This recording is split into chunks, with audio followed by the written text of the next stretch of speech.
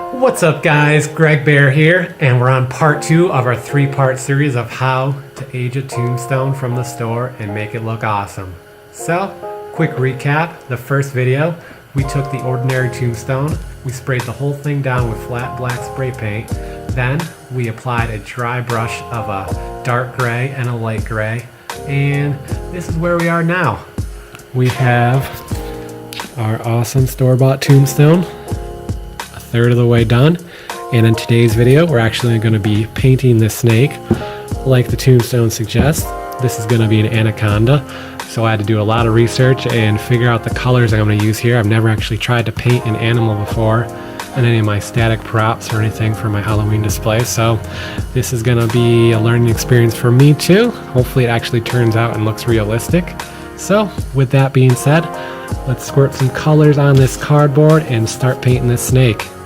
Roll that intro.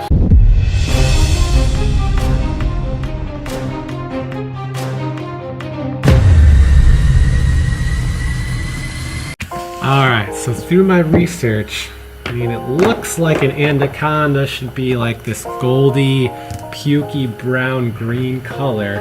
So, I'm gonna go with a little bit of yellow and some ivy green here and get a nice ugly color to start here.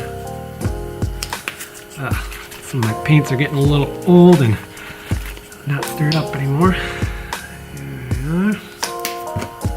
Let's start with that. It's going to create a lighter green for now. Then I'll add some black or some brown and make it look kind of ugly. Alright, I like that color so far.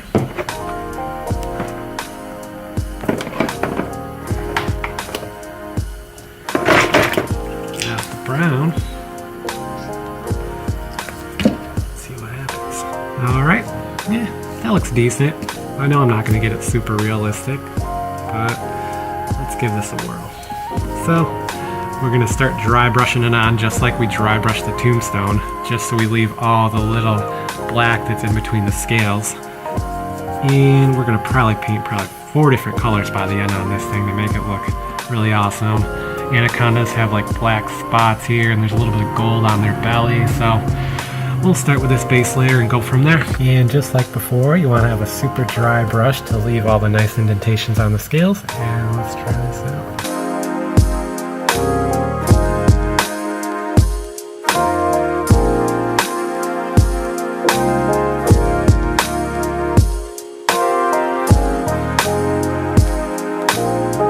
Just want to take a step back and show you how this looks already. Just painting this one section with this one base color, how much of a change and how much it just pops now. Just looks awesome. Definitely gonna look even more amazing once I apply the other 2 or 3 layers on there. But dang, this thing is really coming along well.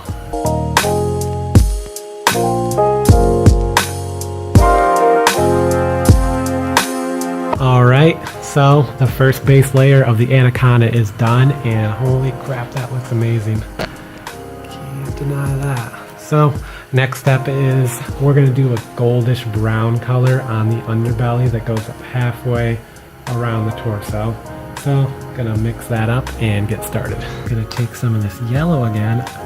What I like to do is when I'm done with the paint from one color, I just mix in more color, so I reuse the old stuff so I'm not wasting my paint, even though it's cheap. Like I said before, this is only on pretty much the underbelly and like halfway up the torso, so I didn't really need that much paint. This shouldn't take too long.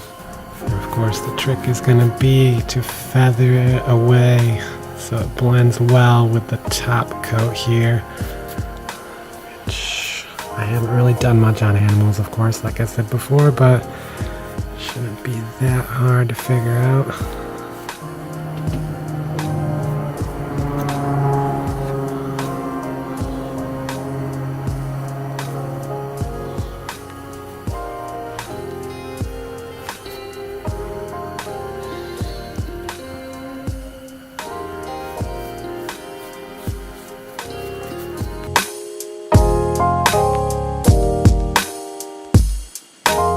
Alright, so I've got the underbelly color on the snake now.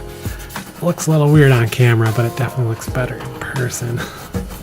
So next step is gonna be, we're gonna apply the spotting. So what I found is the Anaconda will have a spot here, then one down here, then one up here, one down here, up here, like so.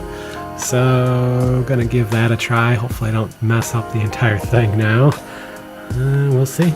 Just gotta grab some black and start spotting her on.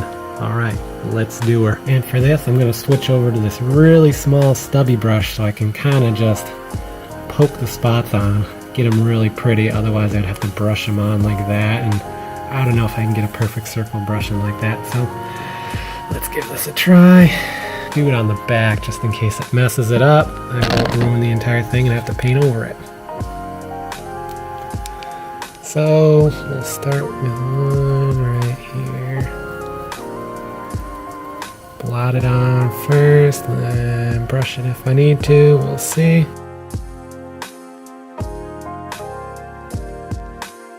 Alright, that does not look half bad. So let's do the rest.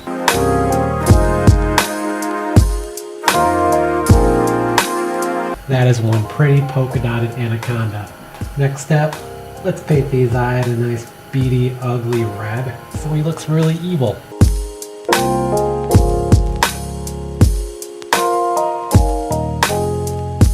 Right now, he looks really good, but he still just looks like a flat, static snake that's attached to a tombstone. So we're going to take him to the next level now with a triple thick gloss. This will make him look a little bit more realistic and add a nice glossy sheen to him, like he just came out of the water and he's actually still alive, especially in the eyes. So this is a simple one. We don't have to worry about dry brushing or anything. It's just like applying any clear coat. We're just gonna brush it on nice and thick so he's nice and shiny. And it'll also make him pop out of this really dry satin colored tombstone. Since it'll be nice and glossy and shiny, it'll add another dimension of depth to him. So let's do it.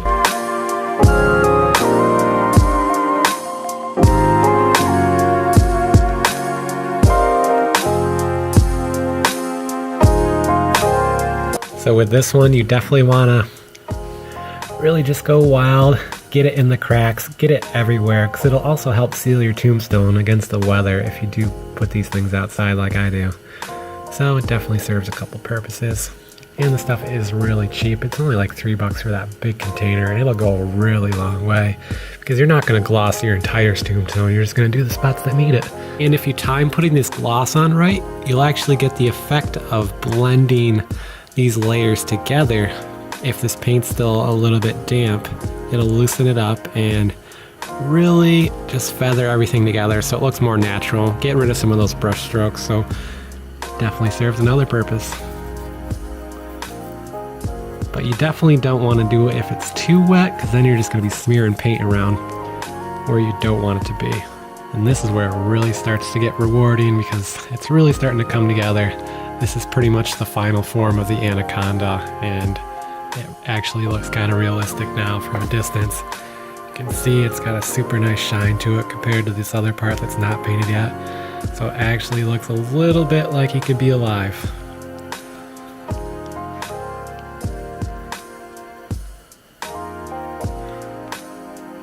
The gloss is done, and dang, this thing looks good. Look at him, he looks so real now. Definitely gonna try to fab up a little tongue here just to add a little bit more realism.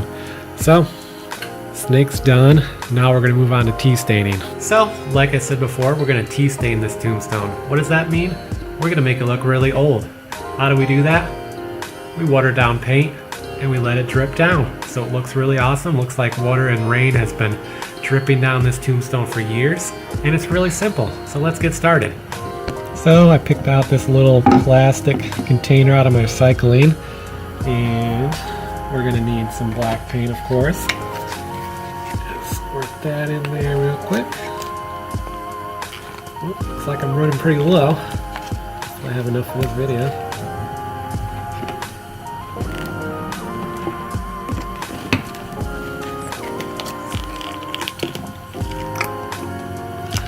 That should be good.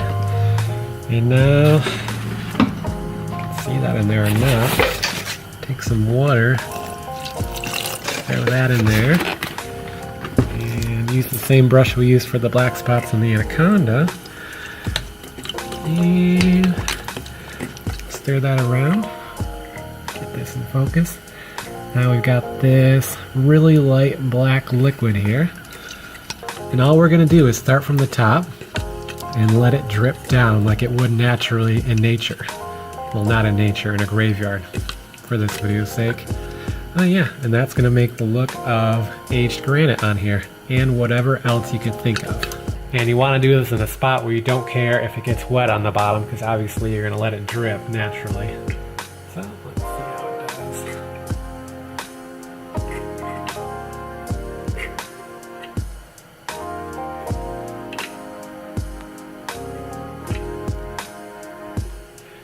And of course have some towels ready because it's going to drip in spots where you don't want it to, so you can just clean that up easily. And what you're looking for is this nice residue at least behind. And you don't always want to start in the same spot, you start down here too. Get all in here where you think aging would happen. The best part about this, it actually follows the path of where the water would go, so it's pretty much doing what it would naturally without even having to think about it.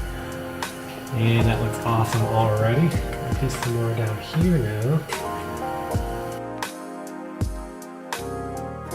And you're not necessarily limited to just doing it this way. You could actually paint this on if you wanted to stain a larger area. But I've always stuck to just doing it like this.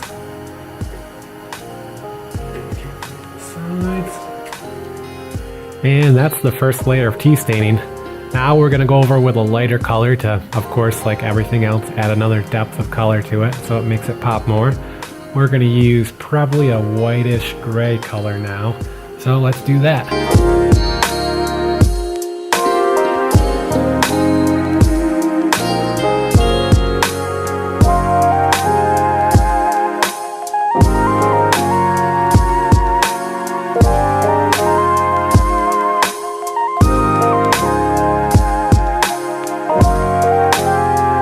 Alright guys, so tea staining's done, the snake's all done. We're going to move on to part 3. I really hope you guys are having as much fun as I am. I mean, I've probably done close to 100 of these things now, but I still get the same thrill from taking something that's bland and looks like it's store-bought and turning it into something my own. Even if I don't have the pride of actually making the entire thing, I at least have the pride of knowing I could take it from this to this and make it look super amazing. So with that being said, if you like this video, give it a like. If you want to see more, definitely subscribe. And if you really want to stay in the know for all my future uploads, turn on that notification bell, and we're on to part 3, or maybe any other video on my channel. With that being said, see you next video.